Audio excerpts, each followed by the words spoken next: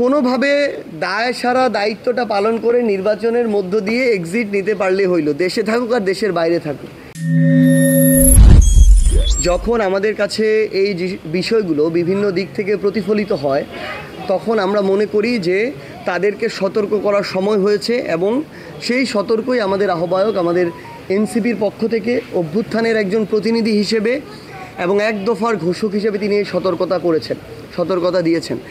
আমরা স্পষ্ট করে একটা জিনিস বলি, কিছু উপদেষ্টার মধ্যে আমরা এই আচরণ দেখতে পাচ্ছি যে তারা এখন কোনোভাবে দায় সারা দায়িত্বটা পালন করে নির্বাচনের মধ্য দিয়ে এক্সিট নিতে পারলে হইল, দেশে থাকুক আর দেশের বাইরে থাকুক।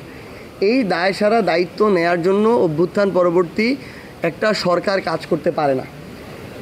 তারা এত শহীদের উপরে, এত রক্তের উপরে দাঁড়িয়ে ওইখানে আছে, তারা যদি এখন জীবনের একটু থ্রেটের ভয় করে তাহলে তো ওই দায়িত্ব তাদের নেওয়া উচিত ছিল না। সো স্পষ্ট কথা, তারা যদি এত কিছু, এত বড় ত্যাগ, এগুলোকে ভুলে গিয়ে শুধুমাত্র ওইটুকু চিন্তা করে, সবাই না গুটি কয়েক, তারা যদি ওইটুকু চিন্তা করে এবং ওইভাবে নেগোসিয়েশনের ভিত্তিতে আগামীতে কারা ক্ষমতায় আসবে ওইটাকে চিন্তা করে তাদের সাথে আলাপ আলোচনার ভিত্তিতে দেশের সিদ্ধান্ত গ্রহণ করে, আমরা মনে করি দেশের মানুষের সামনে তারা মুখ দেখাইতে পারবে না। কোথায় সেফ এক্সিট নেবে? পৃথিবীতে সেফ এক্সিট নেওয়ার একটাই জায়গা, সেটা হচ্ছে মৃত্যু।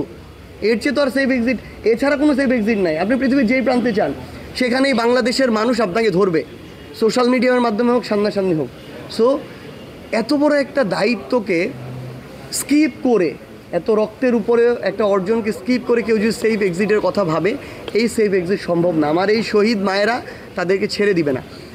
আমরা তাদেরকে স্পষ্ট করে বলি, অভ্যুত্থানের আকাঙ্ক্ষা বাস্তবায়নে জুলাই সনদে হোক, ঐক্যমত্য কমিশনে হোক, আপনার মন্ত্রণালয়ে হোক, প্রত্যেকটা জায়গায় আপনার স্ট্রিক্ট হইতে হবে, ওই সিদ্ধান্তটা আপনার দিতে পারতে হবে।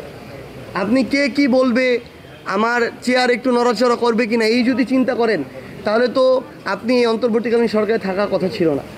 এবং সর্বশেষ আমাদের জায়গা থেকে আমরা যেটুকু বলবো যে মাননীয় প্রধান উপদেষ্টাদের কাছে মানুষের কি আশা ছিল না ছিল, এটা কম বেশি, অনেকের কম অনেকের বেশি, অনেকের কোনো আশা ছিল না, অনেকের অনেক হয়তো আছে।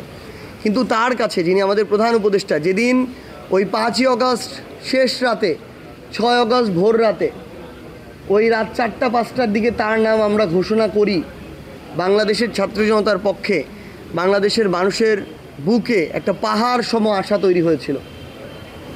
সো তার জীবনের নোবেল অর্জন বলি আর যাই বলি না কেন, তিনি যদি এই আকাঙ্ক্ষাটা বাস্তবায়নে তার সর্বোচ্চটুকু দিয়ে দলীয় ব্যক্তিগত স্বার্থের বাইরে গিয়ে জনগণকে সামনে রেখে, শহীদ পরিবার, আহত যোদ্ধাদেরকে সামনে রেখে, অভ্যুত্থানকে সামনে রেখে সর্বোচ্চটুকু দিয়ে বোল্ডলি সিদ্ধান্তগুলো নিয়ে যেতে পারেন, তাহলে তার ওই উচ্চতা ওই জায়গায় যাবে যেই জায়গায় ওই 6 আগস্ট ভোরবেলায় ছিল।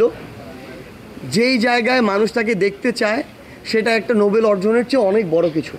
কিন্তু এই জায়গায় যদি কোনোভাবে দলীয়গতভাবে হোক, কোনো চাপে হোক, বিন্দুমাত্র কম্প্রোমাইজ মানুষ ফিল করে, দল লাগবে না, এনসিপি লাগবে না, বৈষম্যবিরোধী ছাত্র আন্দোলন লাগবে না, সাধারণ মানুষ যদি ফিল করে